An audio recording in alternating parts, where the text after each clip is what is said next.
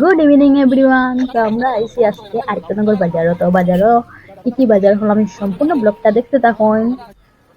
এখন আইসি ফলের দোকানে, তো ফল লইমু, ফল না ছাড়া তো পুজো হইতো না। তারপরে লইছি শালু, কারণ আমরা ঘরে ঈশান দিতা ওটার লাগি শালু কিনলাম। এখন গেছি মিষ্টির দোকানে, মিষ্টির দোকান থেকে মিষ্টি লইমু। তো দেখলাম কি কি মিষ্টি লওয়া যায়। তো এখান থেকে মিষ্টি লইলাম, মিষ্টি মানে বার্থডে লাগে লইমু। আর আমরা ঘরে তো ঈশান দিতা ওটার লাগি মিষ্টিও লাগবো।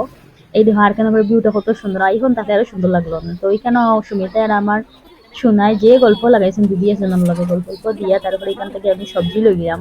তো সবজির মধ্যে আমার মুখি ফেভারিট, লাগে মুখি টেন আগে লইলাম। এরপরে দেখলাম কি কি লওয়া যায়, দেখি কিটা ধনিয়া পাতা বাড়াইছে নতুন। আমার তো ধনিয়া পাতা ফেভারিট, তো ধনিয়া পাতা লইলাম। এরপরে আমরা বাজারটা যা শেষ হইল, এখন আইসি রেস্টুরেন্টে। রেস্টুরেন্টে বই একটু খানে দানি না হলে, মানে পেট পূজা না হলে নগর থেকে তো যাওয়ার ইচ্ছে করে না, তো পেট পূজা করলাম।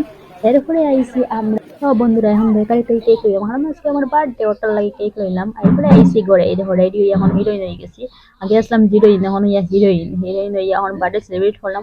ওখানে ব্লগটা এখন bye bye, thank you for watching guys.